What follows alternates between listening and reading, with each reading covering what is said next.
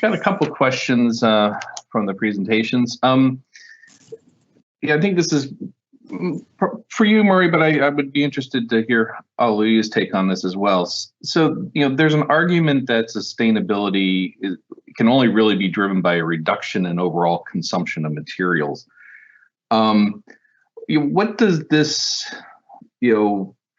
this approach? I mean, how does this really actually play out in your mind, particularly in response to the idea of economic development for folks that are in the developing world, as well as the potential that a focus on contraction of consumption could limit capital to actually make the investments to improve the processes that are in play? All right, so it is a very complex. Can you hear me? First? Yes. Okay, it is a complex issue, and it goes right to the heart of the capitalist system. So under our current system, pretty much across the world, just actually shutting down and consuming less would probably have pretty catastrophic economic impact. I think we need to actually think about this as how we move forward as a system. We do need to reduce consumption in various ways. We then need to do much more recycling.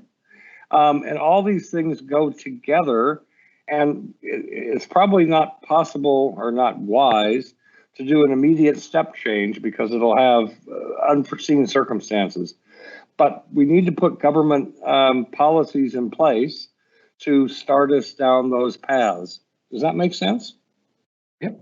No, very good. And just, I agree with Murray on government policies, because I think everything boils to what the government has in place. So that's number one. And again, just making sure that we innovate to recycle, I think, is really key moving forward. Okay, that sounds good. So, Holly, on your talk, you give a great presentation, particularly on the perspective as an early career, geoscientist looking forward. What is your sense right now from your position, particularly in that last slide that you had of sort of the key drivers? What do you see as sort of the biggest opportunity right now, the area in that is working the best, and where do you think the biggest challenges are moving forward from your perspective as an early career person? I'll start off with the area that I think is probably working the best, and that is collaboration. I think we have started working together from developing countries and developed countries. We can do better, we can strengthen that, but I think we do have collaboration happening, and we have knowledge or skill transfer between people from different continents, which is good. What I think needs to improve the government policies, especially in Africa. We sort of need to have transparent government policies and regulation to sort of attract investors, also to attract local people to sort of be interested in geosciences. So if we can work on those regulation to be transparent, to be stable, and to also sort of take away the negative impact that people perceive on mining, I think that can really, really help us in the long run. So, considering the ever-increasing quantities of metals required for society, what are your thoughts on the trend towards lower grade deposits? Will that continue, or is there a way that we can meet demand through smaller, high grade deposits? So I'll go ahead and jump in on that first anyway. I think it's tough in the very short term to make up the difference between all our very large low-grade deposits. So again, I don't think you can turn on a switch and do it. Small high-grade deposits are out of favor at the moment with the major mining companies because, quite frankly, they're hard to find, and they don't have. It's hard to then have economies of scale mining them often. But there are certainly examples that we know of very high-grade deposits, which even with their shorter mining times could make very serious economic profits. They are just difficult to find, and so right now, exploration is not geared towards finding them. I think in places like Europe, where we will have constraints on what's societally allowed mining, there may be an opportunity here to turn the corner and actually have maybe governmental help or regulations that favor looking for those sorts of deposits. And that may make a change. And once it starts somewhere and we figure out how to do it better, because I think we do have the tools, then I suspect that would produce more of a ripple change around the world. Whether we can always do that for all our needs, I doubt it. But I think we can probably get away from a lot of the big operations we have at the moment. Thanks. Okay. So, and I'd be really interested to hear your perspective, Hallelujah. What are the changes that you think are necessary in the geoscience education system to prepare people to address these emerging, questions and do so wisely? That's an interesting question. I think, okay, just from my own observation, at the moment, I don't think we have a lot of people that are sort of prepared to sort of engage with communities, right? So talking is one thing. Yes, I can go to a village and talk to people. I can go to a town and talk to people. But I don't think we are not well equipped. We are not prepared enough. We are not trained enough to sort of engage people. So I think we need to do a lot of community and engagement training for geoscientists to be able to translate geosciences information to local people in ways that they can understand and in ways they can appreciate geosciences. So we need a lot of training to sort of know what to say in front of people and what not to say and how to react when we find ourselves in some tough situations. Okay. Oh, good. And this is for both of you, I think. So what are the necessary measures to promote mineral beneficiation in Africa? Particularly in the sustainability framework. Right. So I'll jump in there first. I've just been trying to type a bit in on that question. I think a simple thing would be obviously government regulation, and that's been tried in some places like Indonesia, and it can be heavy-handed and actually be counterproductive at times. So we have to make it so it's actually really economically attractive and environmentally attractive to do it in those locations. So environmentally, I think, and economically, I think one way is, jurisdictions that can actually provide large amounts of relatively cheap green power, renewable energy, which we need for beneficiation, that's going to be attractive. Also, we need to move more towards really looking at what are the environmental impacts through the entire supply chain. So moving bulk material from say, Africa to Europe to beneficiate or China is not very energy efficient. So if we really do an environmental accounting, what are the trade-offs of then doing more beneficiation in Africa, as a for instance? So I think it's those two things combined.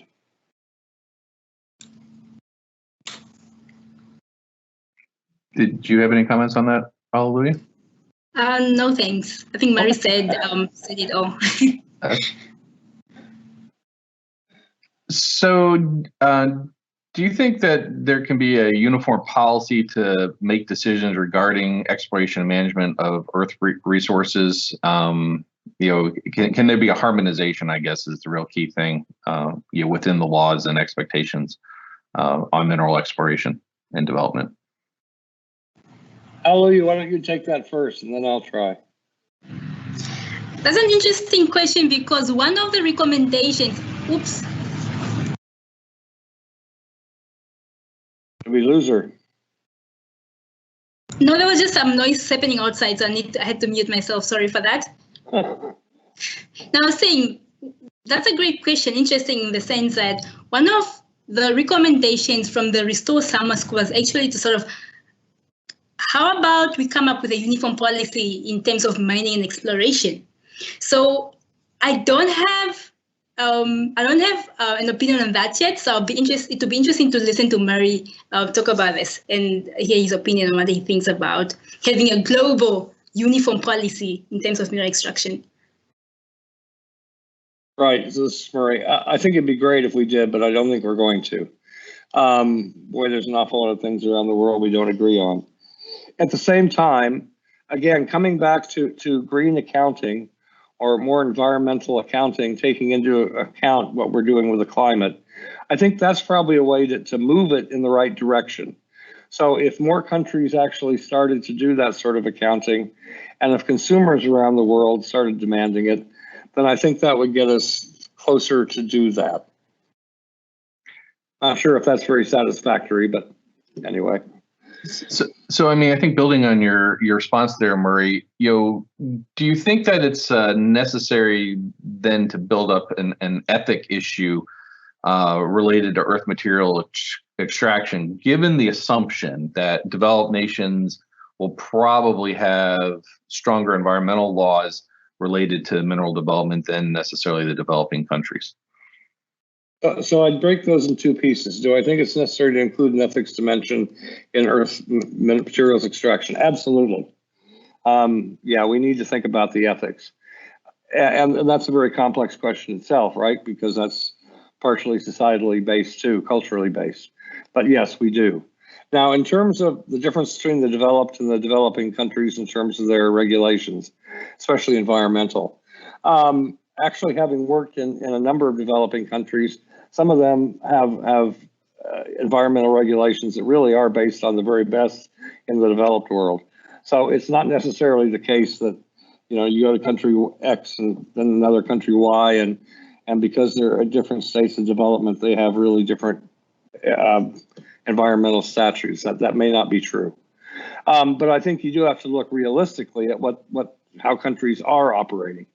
And in that sense, there are a number of players who aren't as good, and they should be shunned by consumers, by companies, et cetera, until they get their act together to do it right. I guess that's the way I'd look at it. Okay. So this is for you, Hallelujah. There's a broad discussion on the concept of parachute science, where researchers come into an area and don't necessarily involve the local community. Do you think it's still acceptable in this current world to carry out research, particularly in developing nations, at field locations without explicitly going out and trying to get the involvement of local researchers? I think at this point, working in local communities without involving local people should be unacceptable. We need to do knowledge transfer, and we can only do that if we involve local people. So I'm that example. We have a project working in Namibia, and I'm the local person here working on the project here, sharing knowledge and skills with a team from Ireland, marry them. So let's say no to not involving local people. Okay. So, Murray, what are your expectations for rare earth element demand? Say by 2050. What are those kind of long-term trends on those smaller commodities? I suspect they're all going to go up. That would be my. I can't see any other way around it. It's going to be difficult to figure out how to recycle those small bits of materials in our devices. So, if anything, yeah, I think we're in for growth of use of those commodities in the next 30 years for sure. Yep. So another interesting question, be interested in both of your opinions. Current population growth is escalating in Africa and actually encroaching to the into the mining areas is fairly common at this point. So how do we practice sustainable mining? How do we continue sustainable and introduce sustainable mining practices when you have population centers basically encroaching into these areas? Ali, you want to take it first? Sorry, Chris, can you just repeat the question, please? Sure. So current population growth is escalating in Africa, and those population centers are encroaching into the mining areas. So what is that impact? How do we develop and keep sustainable mining techniques going when you have that dynamic going on? That's a tough one.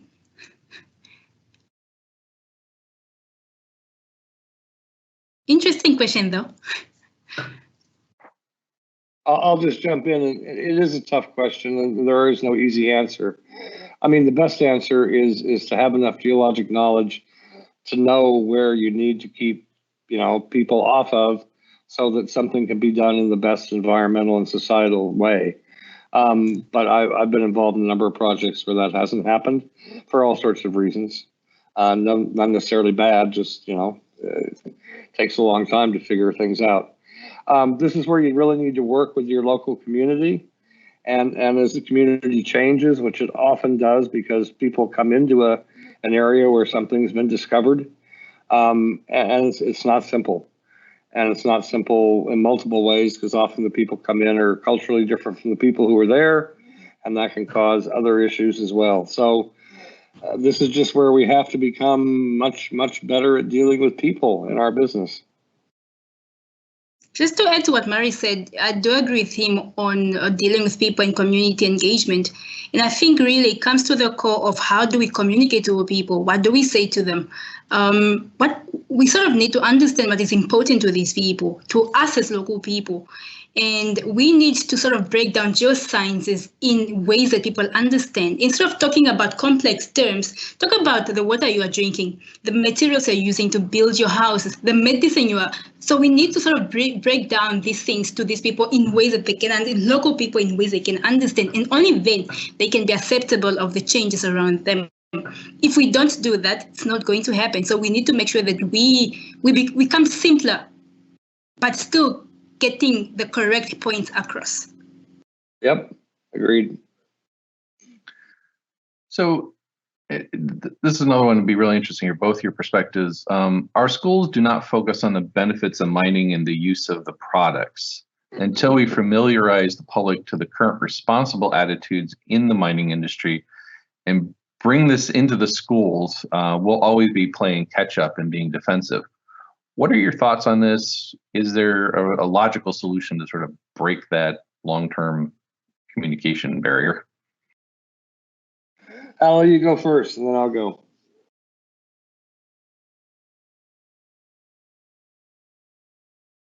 Sorry, can you still hear me? Yes. There's a bit of noise here, so I had part of the question. So the schools, we're not focusing on, they're not teaching about the benefits of mining and the use of the products. Mm-hmm. And, in particular, we're not familiarizing the public to the current responsible attitudes within the raw materials industry. And that's definitely not coming into the school. So we're always going to be playing catch up. What are your thoughts on this? And do you see some way to change that dynamic and to get the schools to start engaging in this conversation? I think to really instill the desire for people to learn about geosciences, we need to do it at an early stage in the education system. So maybe we need to introduce a bit of geology or earth sciences modules in schools, be it high school or primary school, because that's where you sort of, that the interest should be from the beginning. And the curriculum now, especially from where I schooled, we had geography. But if that's a subject that comes in when you're already higher up in high school. So maybe we need to sort of bring geoscience modules in a simpler way, animation cartoons to these people that can't really understand complex geosciences. And then they can grow loving and enjoying geosciences. I think that probably would be the best thing to do. I'll jump in. I agree with all that, no question.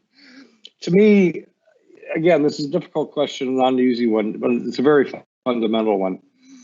I think one thing we need to try and identify are really great communicators.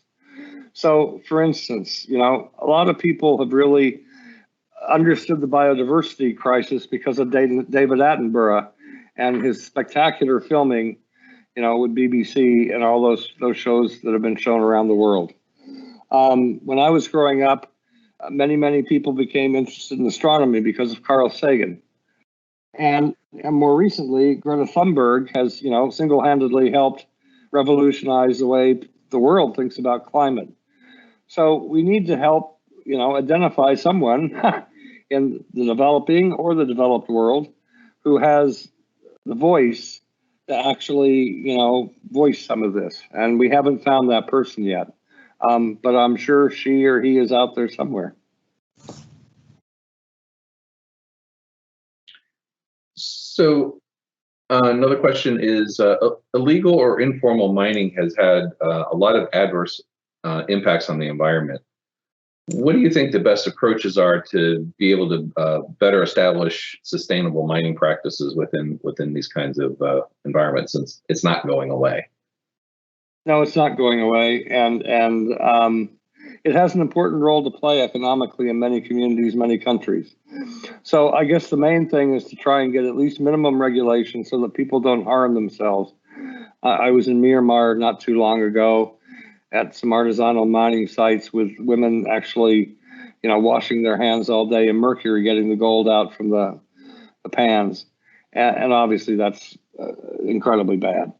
So the first thing is to actually try and help government educate people so they're not harming themselves. After that, there are ways of trying to, organize many of the groups into cooperatives, into some sort of way where they can work better together and have at least minimal PPE, safety protection equipment. I think that's the way to go initially. There's a number of mining companies who are doing innovative things with artisanals either on their property or adjacent. I think that should be encouraged too, where it's possible, where it can be a win-win. So I think it's going to be tailored to each different solution. There's so many different cultural aspects that need to be thought about in these different places. But it's a real issue, and it's not going away, no. Just to add to what Murray said, it is true that a lot of people survive on small-scale mining, and that's not going to go away. And I think really just strengthening or encouraging more talks about safety, health around this small-scale mining and having the support of government, I think needs to be done.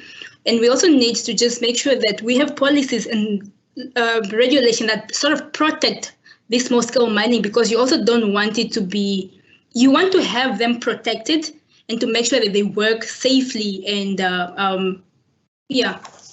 Okay. So given the limitations of technology today, are there any specific earth materials that are more costly to recycle than to actually produce new? And does this actually undermine the long-term goals to increase recycling,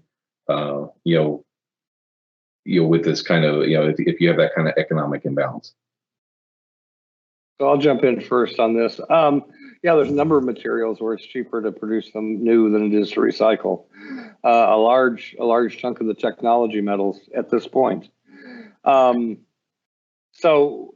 this it came up also in the chat, the questions. There should be another series like this on recycling, and I couldn't agree more. It's a different set of scientists. We're also involved to some degree as earth scientists, but a lot of it'll be material science.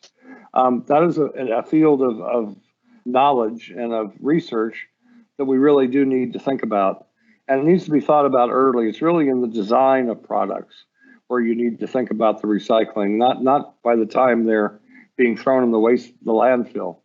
By then, it really is too late. Not too late, but it makes it much, much more difficult.